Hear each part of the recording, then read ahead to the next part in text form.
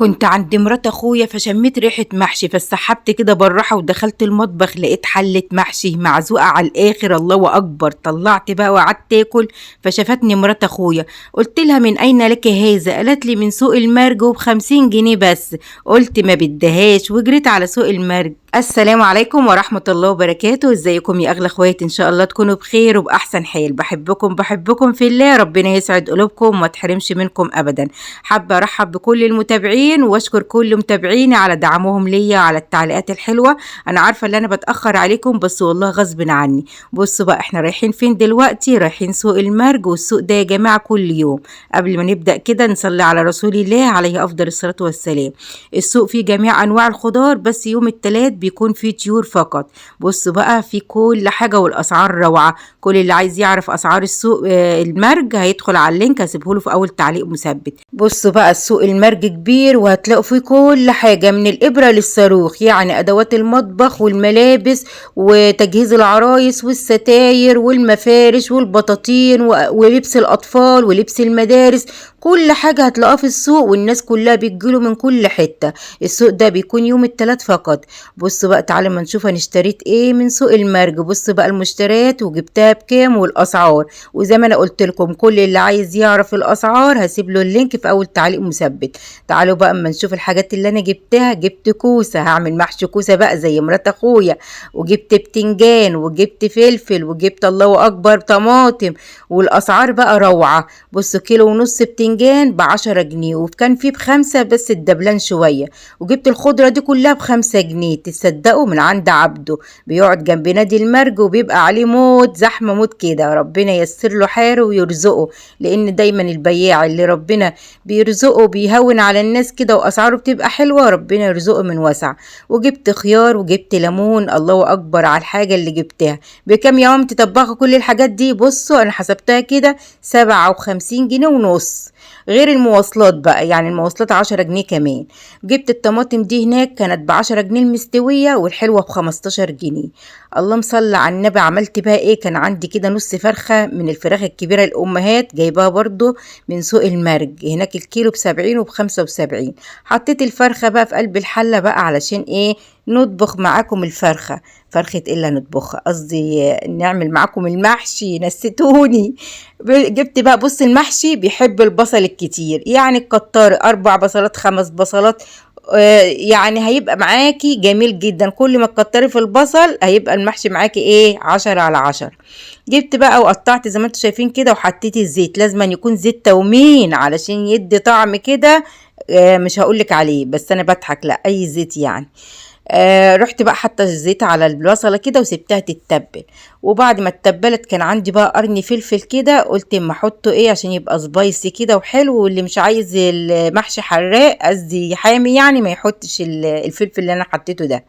وابتديت بقى اجيب الصلصه لما البصله اتبلت. حطيت بقى الصلصه زي ما انتوا شايفين كده. الله اكبر على المحشي وجمال المحشي بتاع مامتي طبوخه. احلى لايك بقى من احلى اخوات.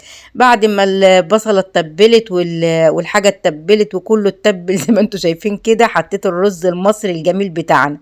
كيلو الرز وصل لكام النهارده يا مامتي طباخه؟ بصوا هو من 22 ل20 اللي هو المتكسر، بس حلو. انا بجيب بقى بال5 كيلو، كل ما بيخلصوا ابتدي اجيب تاني.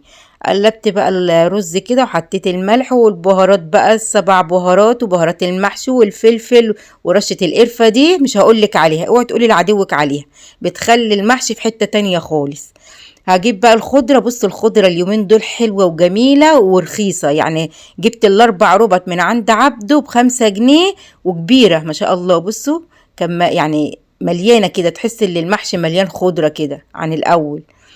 زمان كانت الخضرة ايه واحدة بس في الرابطة. عملت بقى المحشي. كانوا ولادي بقى ربنا يبارك لي ببناتي يا رب، عندي 3 بنات، ادعوا لهم ربنا ييسر لهم حالهم ويخلي لنا بناتنا ويهديهم اللهم امين. قوروا لي المحشي. انا بحب اعمل المحشي البتنجان ليه؟ علشان ولادي بيقوروه على طول وهم كمان اللي بيحشوه، يعني انا ايه ما بعملش غير الخلطة بس. بصوا بقى هعمل معاكم واحدة كده قدامكم. ما انا لازم اصور واعرفكم اللي انا شاطرة برضو. وهخلي بقى اولادي ياخدوا بقى ايه المحشي ده يحشوه زي ما قوروه يحشوه، صح ولا لأ؟ اهم حشوه.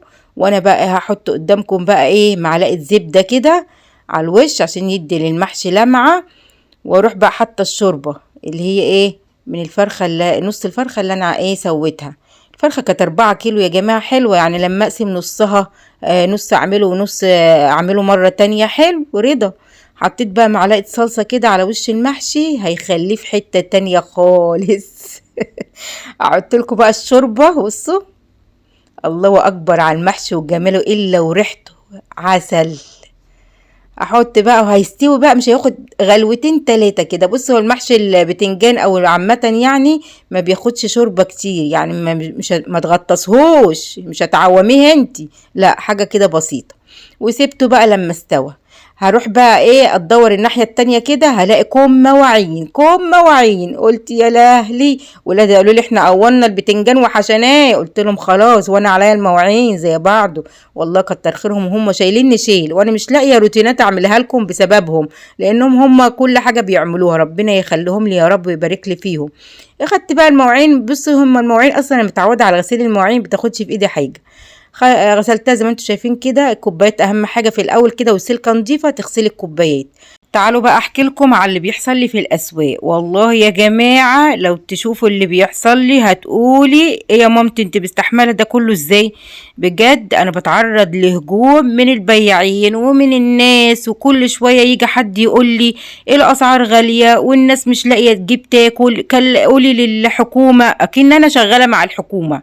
ويقعدوا بقى ايه بصوا الفاظ، يعني انت فاكره الحاجه كده رخيصه. يا جماعه انا بنقل اسعار، انا ماليش دعوه بالحاجه غاليه او الحاجه رخيصه، انا مش مشكلتي يعني. ده مش شغلي، في ناس لها شغل يعني الحاجه دي شغلها ينقلوا للحكومه الكلام ده. اما انا دلوقتي بنقل لكم اسعار موجوده في السوق. لا مفيش فايده برضو.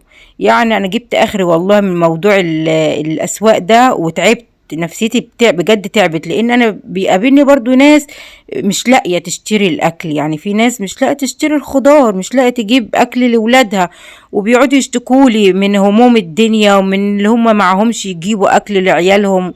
بصوا انا حاسه ان انا كبرت يجي 100 سنه في المحتوى ده بجد بامانه. ومفيش دعم ومفيش لايكات ومفيش حد مثلا يشجع الواحد اللي هو يكمل. يعني غير المواصلات اللي انا بصرفها كمان، يعني نص الفلوس اللي انا بقبضها كل شهرين لما بقبض بصرفها في المواصلات. فالحمد لله انا بقول انا احسن من غيري بكتير، فبحمد ربنا. بس بالله عليكم كل اللي مشترك عندي في قناة مامتي طباخة يشجعني بلايك، يشجعني بكومنت حلو، يقدر تعبي حتى في اللي انا بتعبه. والحمد لله ربنا يجعله في ميزان حسناتنا كلنا، اللهم امين. بحبكم ومعلش ان انا طولت عليكم واتكلمت في كلام زي كده، لكن انا من عشمي فيكم، لان انتوا اخواتي دلوقتي وعيلتي، لازم اشارككم همومي. يعني هو ده ما يعتبرش هم، بس انا ايه والله الحمد لله الحمد لله. بصوا بقى عايزاكم تكتبوا لي في الكومنتات انتوا بتتابعوني من اي بلد، تكتبوا لي كده كومنت حلو ربنا يجعله في ميزان حسناتكم. انا عايزه بس اقول حاجه، والله كل واحد واخد ال 24 قيراط بتوعه في الدنيا، يعني ربنا بيظلمش حد. يعني الفقير ربنا اكيد مديله تعليم، مديله عقل، مديله صحه. الغني ربنا مديله مرض. بصوا كل واحد ربنا مديله ال 24 قيراط بتوعه. يعني ربنا عادل، مفيش حد في الدنيا ديت زيادة عن التاني او واخد حق غير التاني مش واخده. بس هو ربنا بيقول لنا اسعى يا عبد وانا اسعى معاك. طول ما انت بتسعى على الاكل عيشك ربنا هيرزقك. اما طول ما انت قاعد وتقول انا مش لاقي اكل انا معيش، طب ما انت هتجيب منين؟ لازم تسعى وتدور. يعني مثلا انا والله تعبانه وعامله عمليات، المفروض ماليش الا انا انزل اسواق واركب مواصلات، بس لا، طول ما انا فيا نفس هنزل وهشتغل واحسن من مستوايا واجيب كل اللي نفسي فيه. مش هقعد مثلا امد ايدي واقول لحد اديني. يبقى العيب فينا احنا وفي تفكيرنا، مش العيب اللي ربنا ما رزقناش ليه، ربنا ما خليناش اغنياء ليه، ربنا ادى فلان وما ادانيش ليه. يا جماعه اشكروا ربنا، احمدوا ربنا على اي نعمه بسيطه انتوا مش شايفينها. ربنا بيظلمش حد، وخليكم مع ربنا وصلوا وادعوا له، ده الدعاء بيغير من الاقدار. واشكروه واحمدوه وهو هيزيدكم وهيديكم. تعالوا بقى اما نشوف المحشي. بص انا فصلتكم بقى علشان ريحة المحشي جابت اخر الشارع، والله يستاهل بقكم.